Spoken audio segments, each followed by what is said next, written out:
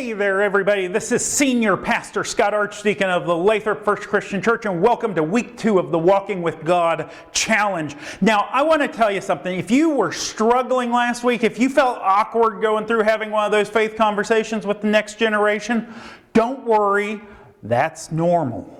It really is. And it's going to be one of those things that probably takes several weeks. It might take all 10 weeks before you truly start getting comfortable sharing your faith with that next generation, especially if that's something you haven't done before.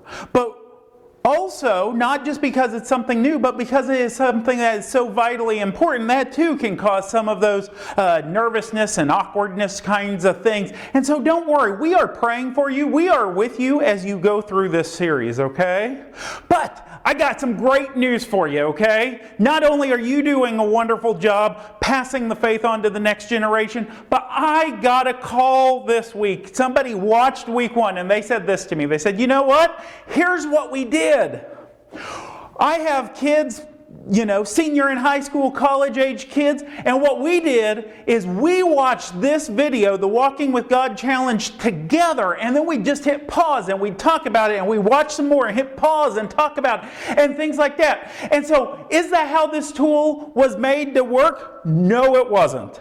Is that a way you can use the tool? Yes, it is. So I brought with me one of my handy-dandy tools just to make an analogy here, okay? This is a screwdriver. And I have no idea who created the screwdriver, but when they did, you know what? I bet they never thought it would be used for? A pry bar. Coming over and prying all this wood up and things like that. Guess what?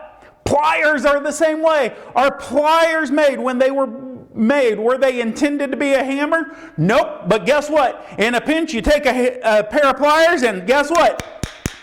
It becomes a hammer. And so use this tool however. It might not have been designed to do it that way, but if that is how you are using it and you are able to have a faith conversation, that is wonderful. And so, without further ado, I am going to turn you over to Associate Pastor Scott for that second week. This is the second week. All right, so over to you. Oh. Sorry. Oh.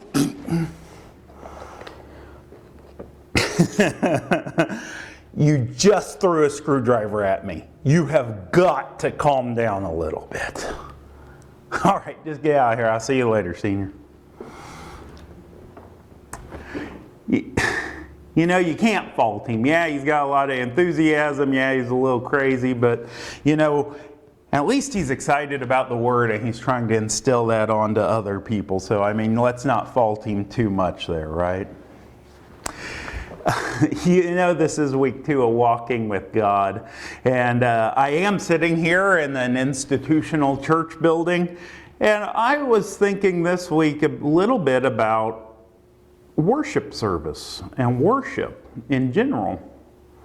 I remember the first 10 years of my life I was raised in a Methodist church, and I remember every now and then getting to be that candle lighter that got to wear that special robe, and you got to go up there and you got to light all the candles on the chancel or the stage area. And I remember how exciting that was for me as a kid, and that's one of the big memories I have of my time in that Methodist church. Of course, I also remember, like my baptism, that was a big moment. My ordination at Zinedale was a big moment. But, I just want you to be thinking about some of those worship times that are so special to you. Maybe it's a Christmas Eve service. Maybe it's the Christmas Eve service. Maybe it's Easter sunrise service. I don't know what it is. Maybe it's just on Sunday mornings when you come in here and you feel the hymns that you were raised on, and that's just wow for you. That's your wow moment, is those hymns that you've known your whole life that you're singing.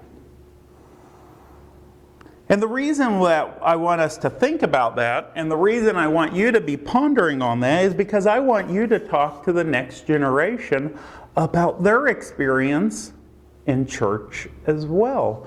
Talk about what you have found exciting about church service and let them talk a little bit about what they find exciting. What's some good things they like? Maybe they talk about VBS, maybe they talk about Sunday school, maybe they talk about doing an Easter play up there for everybody on a Sunday morning. I don't know what they're going to talk about.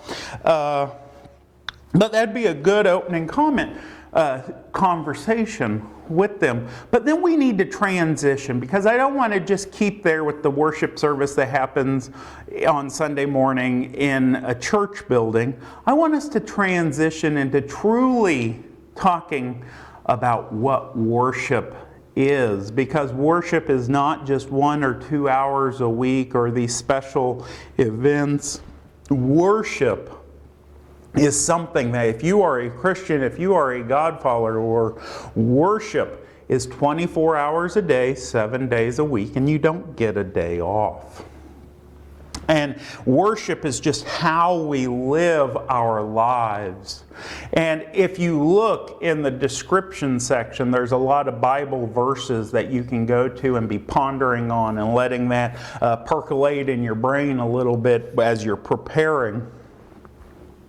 But this is one of those things that we really need to make sure people understand, is that worship not just contained to a church building. Yes, worshiping in church as a community is very important. Yes, being involved in that church and coming to many of the things that are there to edify you and to grow you both as a community and as individuals is important. And yet that's not the only aspect of our lives that is called worship. And this is one of those things that I think we get pretty good at. We compartmentalize our lives, you know. We have baseball here, we have family here, we have work here, we have church here. And all these different compartments, but we don't want them to mix together at all. You know, I want my work to be my work. I want my school to be my school and family to be family, and I don't want them intermixing a whole lot. And yet, when we read Scripture, we realize that even if that is our outlook on life, worship penetrates, our faith penetrates every aspect of our lives. It's not just contained to a short amount of time. And I do, like I said, have a lot of Bible verses and questions for you to be thinking about. One of the New Testament passages that I have written down for you is Romans chapter 12. This is a very important verse in my theology on worship and on Christian living. And so here's what it says in Romans chapter 12, 1 through 2. It says this. The Apostle Paul says, "I urge you, brothers, in view of God's mercy, to offer your bodies as living sacrifices, holy and pleasing to God.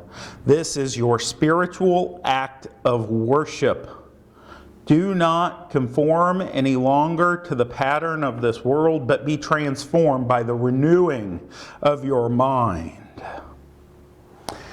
You see there, Paul says that we are called to be living sacrifices. Our whole bodies are to be living sacrifices pleasing to God, and that is our definition of worship.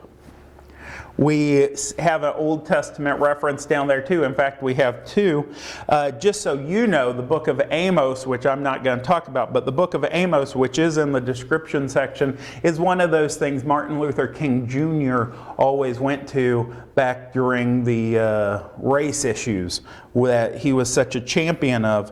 And so if that's something that appeals to you, maybe you go to that Amos passage. I want to talk briefly about the Isaiah passage in Isaiah chapter 1, because as we read Isaiah chapter 1, you hear God telling His chosen people, right?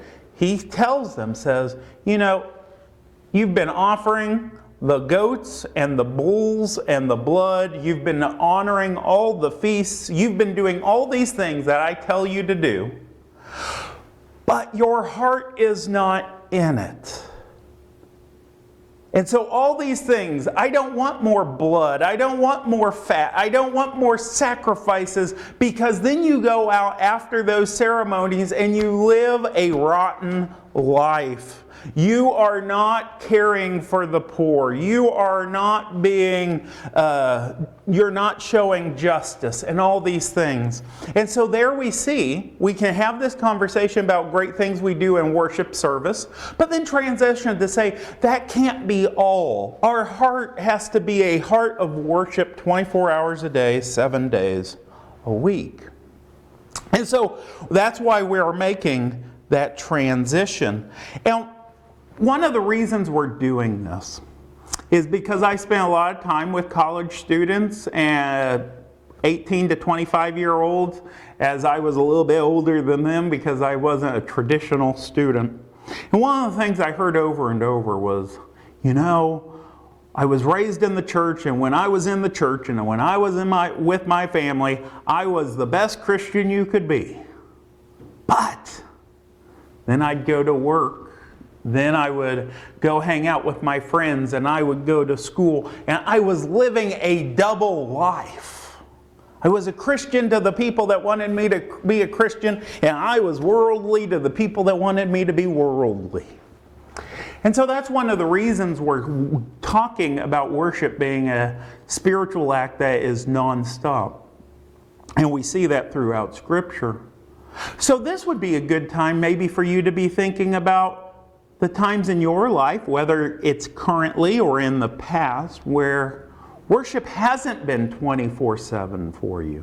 Where you've been in the world and you have essentially lived and acted worldly without worshiping 24 hours a day, 7 days a week. Because that's one of the things that I think we all struggle with. I know I have certainly struggled with that in the past, and I still struggle with it now whenever I get around non-believers. My faith is hidden a little bit more. Now maybe you're better than me and you don't ever have that issue. But that's one of the things that I struggle with. I know that this current generation being raised up struggles with. And so this would be a good time. And it might be hard talking about some of those shortcomings, and yet that will help us grow together. And it'll show that we here in the church are real people. We have the same struggles everyone else does. And so that's why we're talking about worship. Again, look in the description section. There's other Bible passages, things like that. But I hope week 2 goes better than week 1 even. And if week 1 went great, I still hope week 2 goes better. Because as we continue to have these faith conversations, we are doing something that can truly bring revival to this land that is in desperate need of it. And I will see you next week on week 3 of the Walking with God Challenge.